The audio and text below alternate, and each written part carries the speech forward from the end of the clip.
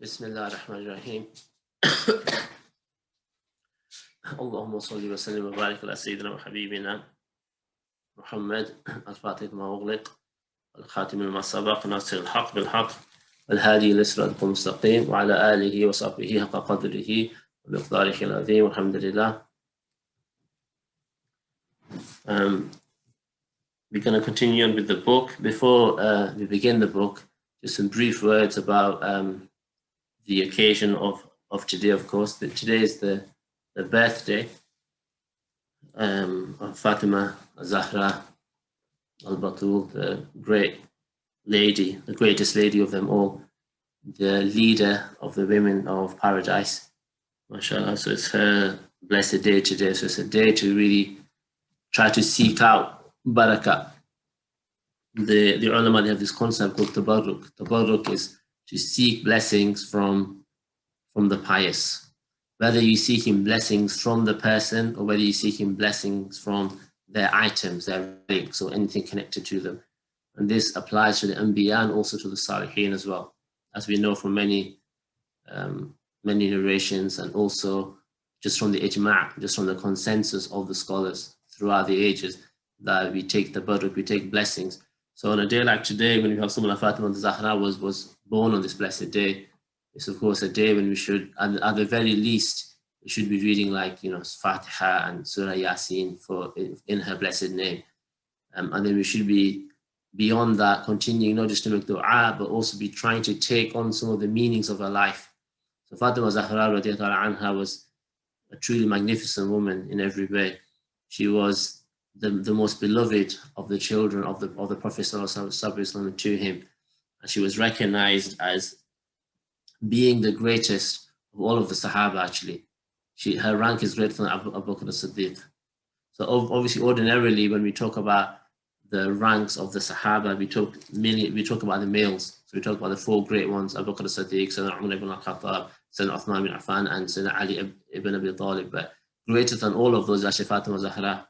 She was a piece of the Prophet ﷺ himself, someone who was very beloved and dear to him. There's many of her stories and her virtues that we could recount.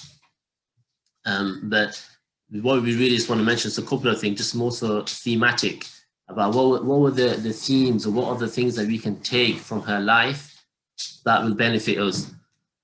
What are the ideas and what are the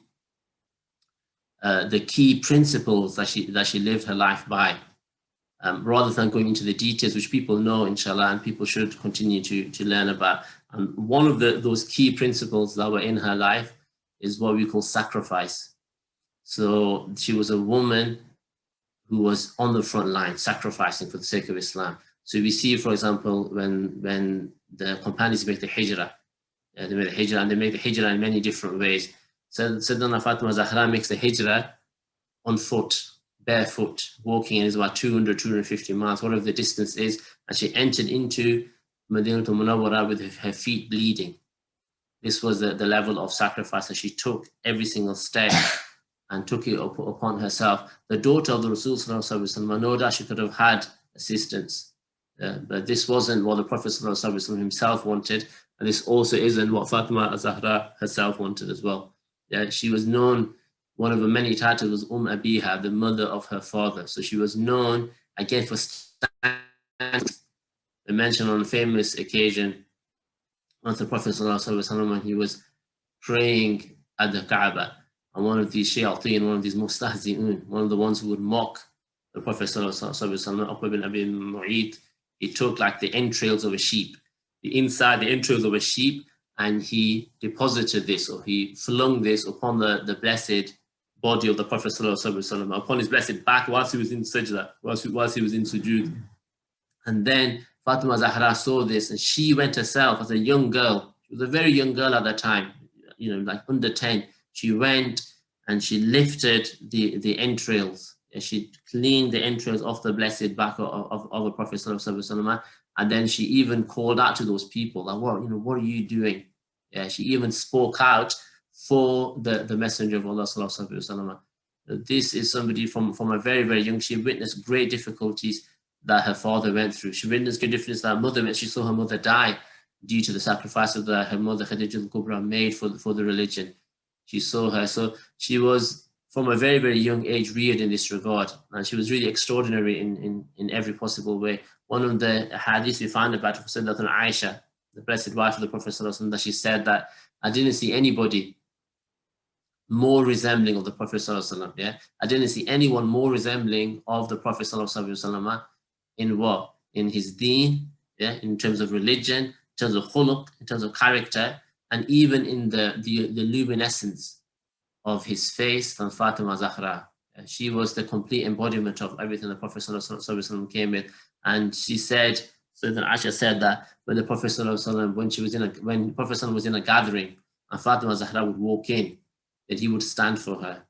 He would kiss her on the hand, and then he would sit her in his gathering, like where he was sat, and you come and take the main seat. And when Fatima Zahra, when she was in a gathering and the Prophet would enter, she would stand for him, she would kiss his hand, and she would sit him in the place. But this is some of the adab of Fatima Zahra. We see adab from it, and we see sacrifice, and we see struggle, and there's lessons for us to take. I mean, the level of engagement that we now have with the religion, we need to take these signs from these great women or from these great people of the past, to the extent that now people, even like we're in the winter now, and so like, you know, when does Maghrib come in? You know, Maghrib comes in like 4:45 maybe, and then Isha's at like 7 o'clock at the latest, something like that. So we have 7 o'clock, we have like, let's say about 10 hours of sleep. Yeah, and then we have to get up for the Hajj, let's just say at 5 o'clock. We get up a bit early for the Hajj to do it with the Hajj. And people struggle with that. Yeah, that's that's too hard. Yeah, so we have 10 hours in the night. And then you look at Fatima Zahra, the night would begin, she would go into sujood, and she would be in that same sujood, that very, very same sujood, and then she would hear the adhan of Fajr, and she would cry and yearn for a longer night. If only the night was longer. All I could do was complete one prostration. Khalas, that's all I could do. Like Sayyidina Uthman ibn Affan used to complete the whole Quran in one ayah in the depths of the night, and they used to yearn for more time. Yeah, and what we see here is the people of Sidq, even in this day and age. Like we had a brother who became Muslim, mashallah, he became Muslim, and after about a week or so, you know, one of the brothers approached us, how are you doing? And he said, the best time of the day for me is the depths of the night. And he goes, when Fajr comes, I feel distraught. And this is somebody within a week, he'd understood the purpose of the religion is to be intimate with your Lord, to be close to Allah, and to be able to converse and to have a connection to Allah. That connection to Allah and that conversation that we're going to have with Allah only comes in the depths of the night. Yeah, people are only raised and lowered by the connection with Allah. And if you really want to establish that true and sincere connection, then we have these great examples from the likes of Fatima Zahra and many others to be able to do this. So it's a day of great blessings, a day we should be seeking out these types of blessings, because these are our challenges. What are our challenges today? I had a message yesterday from one of our local imams, and he says to me, we're in unprecedented times. We need to meet urgently. That's what he said to me, because we need to meet urgently within unprecedented times, and the crisis that we are facing, we need a community response. We need everybody to come together as a community response to deal with the issues that are out there, whether it be atheism, whether it be mental health and depression, whatever the problem, and many other issues that people are facing. Suicide rates now were quadrupled. So we've got these problems, and the solutions are found in the depths of the night where people are missing. The solutions are found in tears. And people are crying out of concern and out of fear for what's going to happen to humanity. Where are we heading? Where are we going to go? What's going to happen to the Muslims? Yeah, what's going to happen? Like they talk about, 7 generations ahead, long-term, like I mentioned yesterday, long-term thinking. What about 3 generations? Is anyone even going to be Muslim in the UK anymore? Because we have examples from Brazil, we have examples from other places across the world where the people they finished. Yeah. We met some brothers from Bulgaria a while back, and all they know is that their name is like, Mahmoud, or their name is Ahmed. They've got no other connection. They don't know how to pray. They don't know what prayer is. They don't even know it's obligatory to pray. So the situation is dire, and we should try to take these types of occasions, these types of days, to ask Allah subhanahu wa ta'ala to alleviate the suffering and to allow us to become closer and truly connected to him. In celebration, inshallah, also this is also a day of great concern, also a day of great happiness. Yeah, that our teachers tell us that we should celebrate this day just like we celebrate the birth of the Prophet ﷺ, which is the 12th of Rabi'ah. And look at what happens on the 12th of Rabi'ah. So really, this day is neglected. Yeah, just like our women are neglected in general in the Ummah. This is just another sign of that. So in order to try to celebrate, honor this day, inshallah, we're going to listen to a qasida from two young girls, inshallah. We're going to now recite a qasida in honor of Fatima Zahra, inshallah. الرسول وبنت الرسول فاطمة الزهراء الطهر البتول.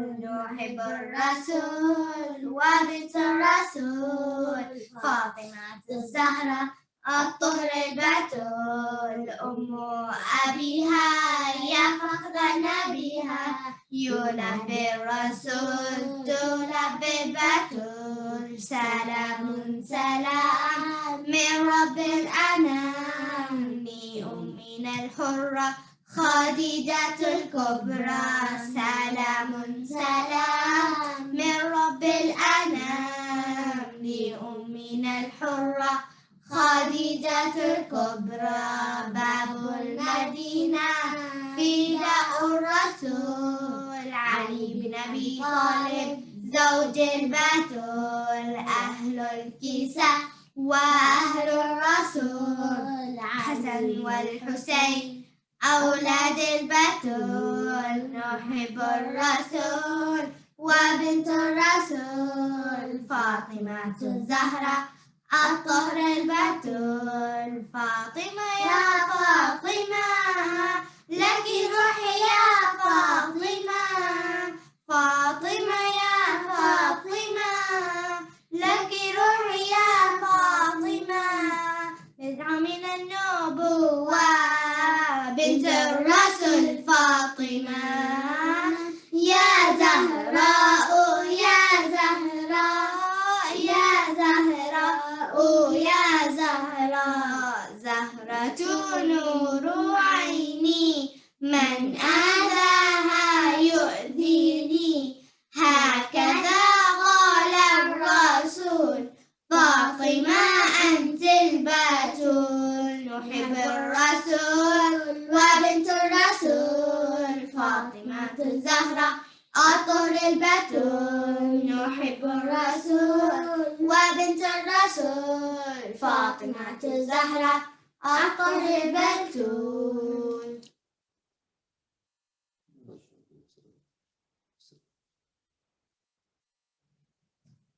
حضرة النبي اللهم صل وسلم وبارك عليه وسلم. الفاتحة.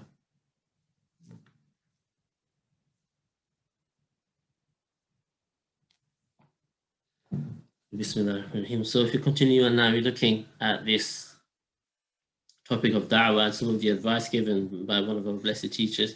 So now if we continue, he now mentions وأنتم إذا تهيأتم إلى هذه المعاني التي تدعون إليها والتي تهدون إلى الارتقاء في مراقيها.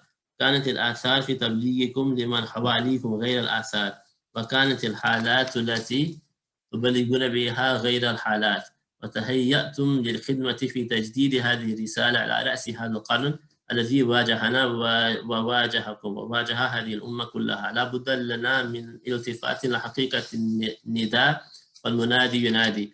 So we spoke yesterday about this call. Yeah, Allah subhanahu wa ta'ala is calling us to La ilaha illallah Muhammadur Rasulullah sallallahu alayhi wa sallam. This exalted call, La ilaha illallah, which in reality has profound meanings. Yeah, it doesn't just mean like we only worship Allah. The implications of it are truly profound. It means that we have no love, we have no thoughts other than for Allah subhanahu wa ta'ala. I can mention Imam al-Junayd, Imam al-Ta'ifatain, this great Imam al-Junayd, when he's commentating, he mentions the ayah in the Quran, وَإِنَّكَ لَعَلَى خُلُقٍ عَظِيمٍ. This tremendous ayah. وَإِنَّكَ لَعَلَى خُلُقٍ عَظِيمٍ. Indeed, certainly, indeed, you are above and beyond tremendous character. This is the greatest praise of the Prophet ﷺ. And all of the praise falls silent. Like we mentioned previously, Habib Ali al-Habashi, all of the praise of humanity falls silent and is completely incapacitated by the praise of the Quran. And the praise of the Quran for the Prophet ﷺ is lofty and it's really beyond comprehension. Yeah, and from amongst that praise, because many of the Imam, look at Imam Abdul Wahhab al-Sha'rani, one of the great Imams was Muhammadan in nature. Imam Abdul Wahhab al-Sha'rani, he says that the entire Quran, every single ayah in the Quran is direct or indirect praise of the Prophet sallallahu alaihi wasallam. So the whole Quran is actually pure praise, exaltation, honoring, and raising of Muhammad sallallahu alaihi wasallam. That's what the Quran is. So now we see from amongst that, we see this ayah here. وَإِنَّكَ لَعَلَىٰ خُلُقٍ عَظِيمٍ. Indeed, you are above and beyond tremendous character, a tremendous ethos, yeah, a tremendous way of living and being. Yeah, and so this ayah, what does Imam al-Junayd say, Imam Tahir? He says, this ayah means that the Prophet sallallahu alaihi wasallam, he had no ham, he had no thought, no concern, no diversion other than with Allah. That's what it means. What is khuluq azim? Yeah, khuluq is character. Azim is something tremendous and great.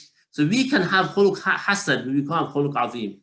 And also, who is saying is khuluq azim is Allah subhanahu wa ta'ala. This is azim in the opinion, in the view of God himself. Allah subhanahu wa ta'ala, Rabbul Alameen, the Lord of the universe, the creator of everything that we see and everything we don't see. He is saying that the greatest, you have great, tremendous, exalted, magnificent, perfect character. So not only that, you above and beyond that, this is incomprehensible, but the root of that, this is why they say, look at Imam al-Ghazali in his opus, Ihya al-Ulumuddin, he begins with ibadat. He begins with the private acts of worship. What private acts of worship should we do in order to ascend to Allah? So he talks about knowledge first and foremost. Then he talks about salah. Then he talks about this recitation of the Quran, etc. All these zakah, like even managing our time in azkar, all these different topics that he talks about. Then in the second quarter of the book, he talks about our interactions with people. Yeah. In other words, if you want to interact with people, whether it be, again, our family, whether it be our immediate surroundings, whether it be our neighbors, whether it be the wider community, that interaction becomes real once worship is established. Yeah, once a private connection, a strong connection with Allah subhanahu wa ta'ala, once that becomes established, then and only then are we then in a situation where we're now able to say, okay, now I can interact with people in a beautiful manner. Yeah, so all of that comes back to La ilaha illallah. Yeah. From amongst the meanings, La ilaha illallah, they say La mujud illallah. There's nothing that exists in reality other than Allah. Yeah, this is the call, this is what we've been called to. And this is what the Sahaba were called to. And this is what the Sahaba responded to. And that's why we see transformations. Yeah, we see remarkable things. The commitment and the himmah that the Sahaba had to spread this religion is obviously unparalleled. Yeah, now you look now at the likes of Michael Hart, who we mentioned, you will find, the Faqih did some research, you will find maybe over 30 great historical figures, whether they be politicians, whether they be rulers, whether they be philosophers, whether they be thinkers, whether they be people of artistic endeavor, yeah, leaders and really some high-ranking people within the world that we know, over 30 non-Muslims who will say the Prophet ﷺ is the greatest human being that ever lived. They will also say that this expansion of Islam is unparalleled and unexplainable. How do we explain how they did this? We know how they did this because they are La ilaha illallah within their hearts. Yeah, so La ilaha illallah, having that response to the call, haqiqatan, like a real response, rose them above levels. That's why we see these extraordinary events that occurred. So that's, and then the second part is Muhammad Rasulullah sallallahu alaihi wasallam. That Muhammad sallallahu alaihi wasallam is the Rasul of Allah. Yeah, that he is the messenger of God. He is the messenger that was sent down. And again, this requires internalizing. Yeah, this requires tasting. Yeah, this requires connection and directly engaging with the Rasul sallallahu alaihi wasallam. Yeah, it requires all of these things and more. Yeah, Muhammad Rasulullah sallallahu alaihi wasallam. And Muhammad Rasulullah sallallahu alaihi wasallam, first of all, it necessitates knowledge. We must know, we must have a deep, profound understanding of who the Prophet sallallahu alaihi wasallam was. We have to learn about his seerah. Yeah, we should know the stories of his life. Yeah, we should be able to explain and understand and know the stories, and we should be conveying these to our children and to our family members and to the world beyond. Yeah, this is the greatest story ever written. yeah, is the story of the Rasul and his blessed life. Yeah, and then we learn, perhaps even more importantly, we should learn about his shama'il, his physical description. Again, with children, this is really important. Children really respond well to the understanding the physical description. It's something that they really connect with. So we should get the physical description. We should teach and we should know about his character traits. We should know about his generosity. We should know about his deep wisdom and intellect. We should learn and know about his immense courage, his immense mercy, his immense forgiveness, yeah, his broad-mindedness, his absolute brilliance in every field of life, whether it was as an orator, as a speaker, whether it was as a philosopher or a thinker, yeah, whether it was as a parent, yeah, whether it was as an administrator, whether as an economic genius, an economic organizer, whether it was as a political leader, yeah, and many, many others, 20, 30, 40, 50, 60, unlimited, really, we could name.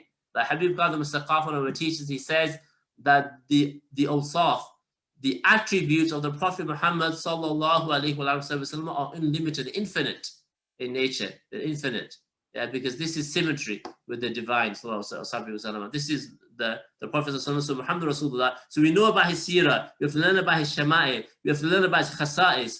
What are the qualities that make him unique? What are the khasa'is, the qualities that make him number one, yeah, above and beyond everybody, even the other prophets? What make him far, far superior? What make him lofty in nature, above and beyond? What make him ala khuluqin azim? Why is it that he's given that praise? Yeah, and then we also have to learn about Dalail al-Nubuwwah, some of the indicators of his prophecy. We have to learn about the miracles. The Prophet sallallahu many, but they say that he had more miracles than all of the other prophets combined.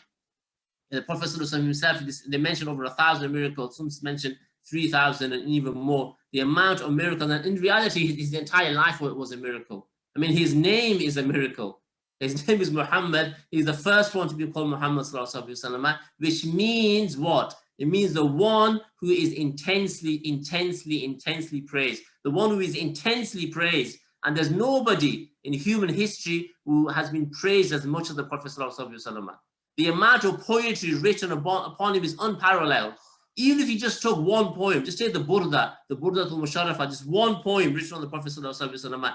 This poem has been recited by millions. It's been memorized by millions all over the Muslim world. Just that one poem, if that's all we had, that would far outweigh the praise of any other human being in existence.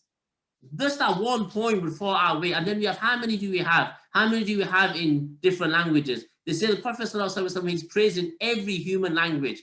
He's praised in every human language, including languages that don't even have a written form. They just have an oral tradition. He's praised in that. So he's praised in every single human language. This is Muhammad sallallahu alaihi wasallam. He's praised all the time, all over the world. Yeah, there's never a moment that goes by except that someone is mentioning his blessed name, sallallahu alaihi wasallam, and someone's sending praise upon him. There's never a moment except that he's mentioning the adhan. Look at the adhan. Ashhadu anna Muhammad Rasulullah sallallahu alaihi wasallam. It's taking place everywhere, all over the world. Yeah, so this is just one aspect of him. Yeah, his miracles. And then we also have to learn about his military engagements, how he spread Islam, yeah, and how he took on this job, this task of spreading the religion of truth across the globe. Yeah, so this is Muhammad Rasulullah. This is the call that we're talking about. This call, which Habib bin Hafid mentioned, this call, he said that we have to prepare ourselves for some of the meanings of this call that we're being called to. Yeah, we're being called to a tremendous call, and we have to respond, and we have to prepare ourselves. Yeah, and that's the preparation takes knowledge, and then once knowledge becomes rasikh within you, then that leads to action. Yeah, ilm and amal. Once you learn, then you act, and that action then leads to what they call a hal. Yeah, a spiritual state within you. Yeah, and that hal then leads to what they call a maqam. A maqam is like a permanent attribute that's been deposited and firmly established within your heart. Yeah, so these are the stages. We have knowledge.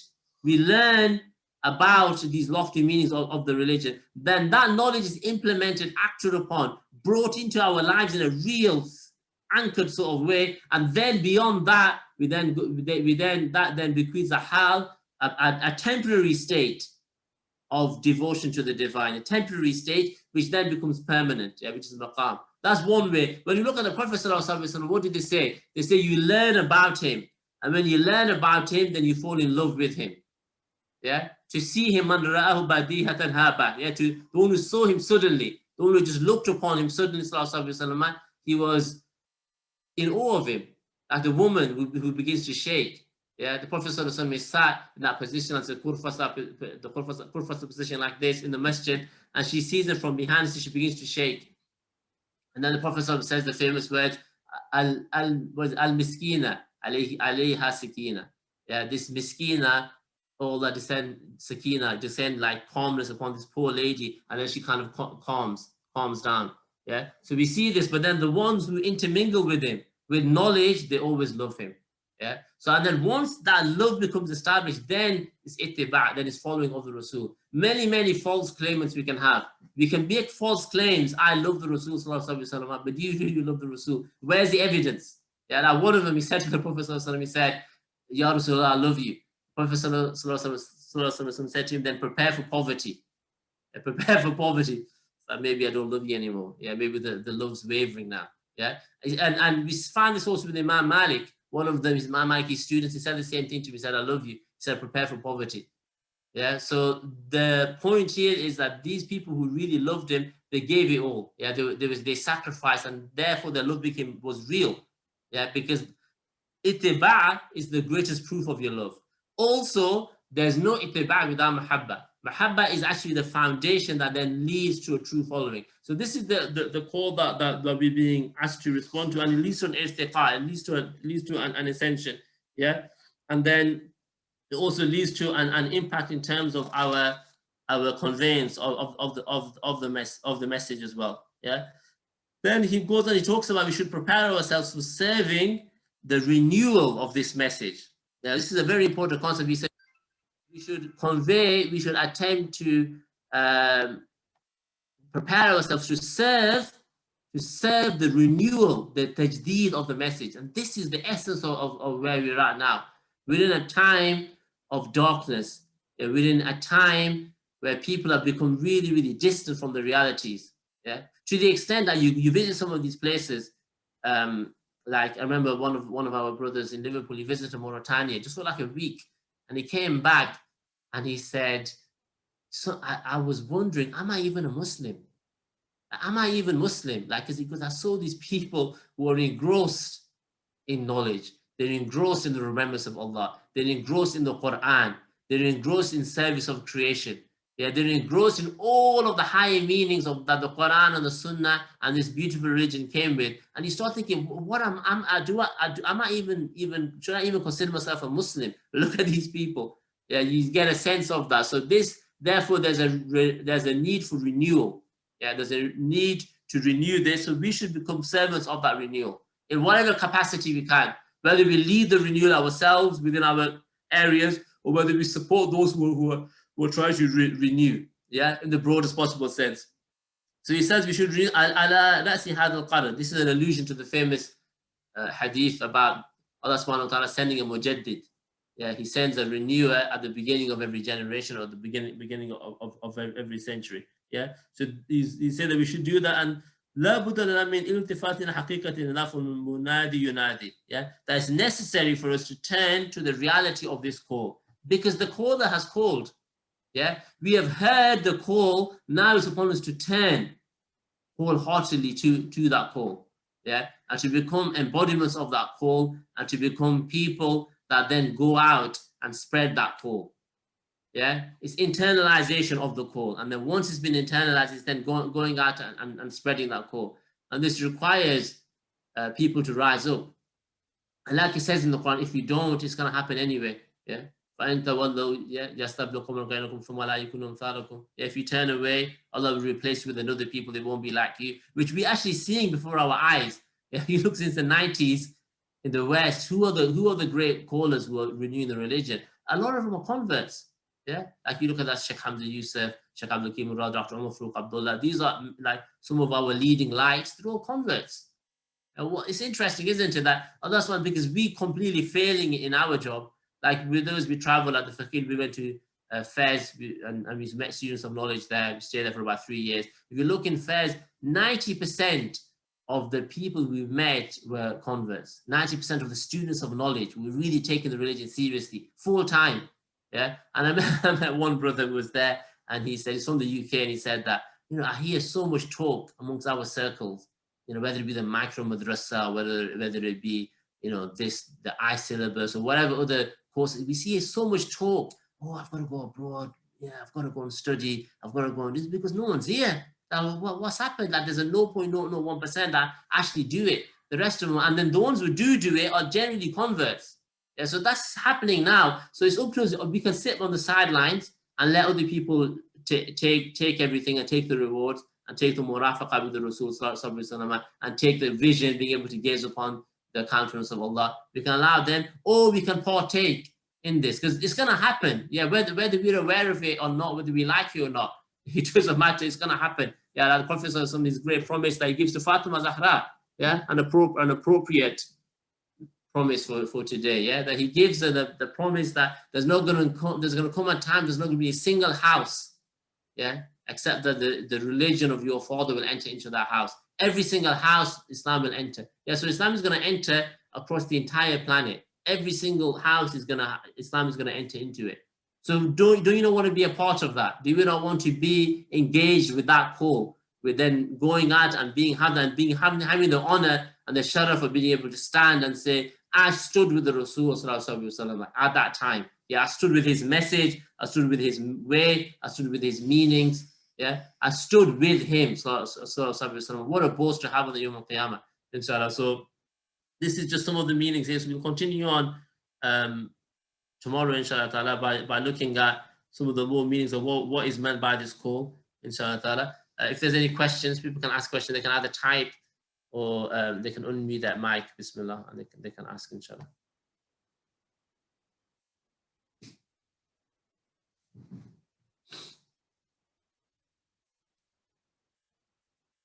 From a mile to everyone.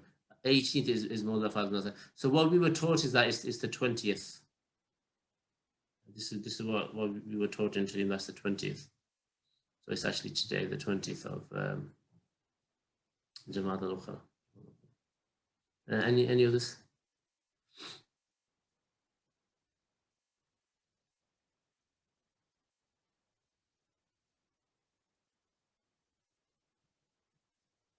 Yes, yeah. There's difference of opinions on the issue of a birth.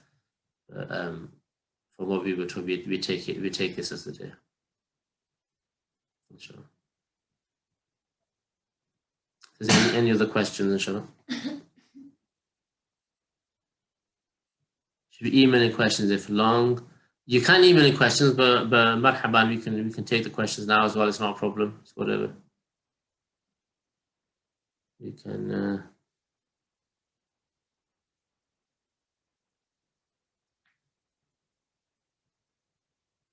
If there's anything maybe brief, if there's a long question, then inshallah, by all means, you can email in that as well, inshallah.